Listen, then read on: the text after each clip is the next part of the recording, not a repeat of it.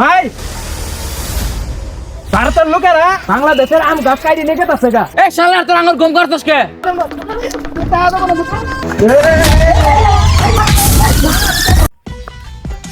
Sir, এই ভারতে আমরা হাঁটতে হাঁটতে তো ভারত ভরে ফেলেছি। এখন আমরা যদি বাংলাদেশের একটু জায়গা দখল করতে পারতাম, সেখানে আমরা হাগুডা করতাম। বাংলাদেশের জায়গা আমরা কিভাবে দখল করব? বাংলাদেশে বিজি একটা হাট, ওর কাছে জায়গা কোনো সময় দখল করতে পারবো না। স্যার, আমার মাথার ভিতরে একটা বুদ্ধি আইছে। ওই বুদ্ধিটা আপনি যখন শুনেন, তাহলে আমরা বাংলাদেশের কিছু জমিন দখল করতে পারবো। তুমি কি বুদ্ধি পাইছো তাড়াতাড়ি বলো, আমি 4 দিন ধরে হাগু করতে পারতাছি না। স্যার, আমার বুদ্ধিটা হইছে, ভারতের কৃষক আছে না, ওদেরকে যাই আমরা বলবো যে তুঙ্গর গম কাটি নিয়ে গেছে গা বাংলাদেশেরা। তাহলে ওই যে কৃষকেরা যাহারি বাংলাদেশের হতে মারামারি রাখবো, ওই ফাঁকে আমরা যাহারি বাংলাদেশের কিছু জমি দখল করবো, ওইখানে আমরা হাগু করতে পারবো। তাহলে চলি।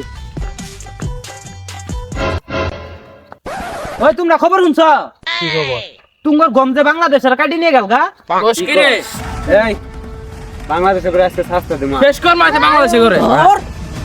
বাংলাদেশে খেলা মই। এই বিটা আসো যাবে না, এই বিটা আসো যাবে না, এই বিটা আসো যাবে না, এই বিটা আসো যাবে না।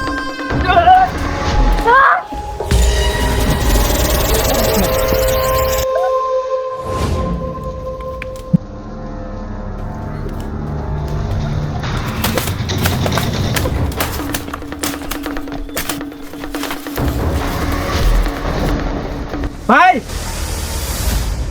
ভারতের লোকেরা বাংলাদেশের আম গাছ কাটি নিয়ে গেছে গা। কি ইন্ডিয়ার লোকেদের এত বড় সাহস আমাদের বাংলাদেশে সবকিছু দখল করে নিব? আয় আজকে চল। এই তোরা তোরা একটা গাছ বাঙ্গস জানলে বাড়ি যেতে পারবি না। এ থাম, বাংলাদেশের আইছে।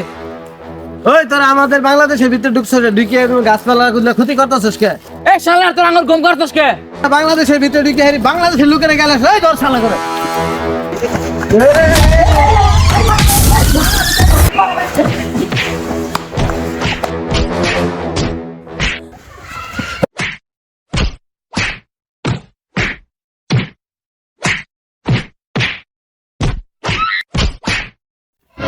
স্যার স্যার স্যার, বাংলাদেশ আর ভারত মারামারিও লাগছে। চলো তাহলে এই সুযোগে আমরা হাগুটা দিয়ে আসি।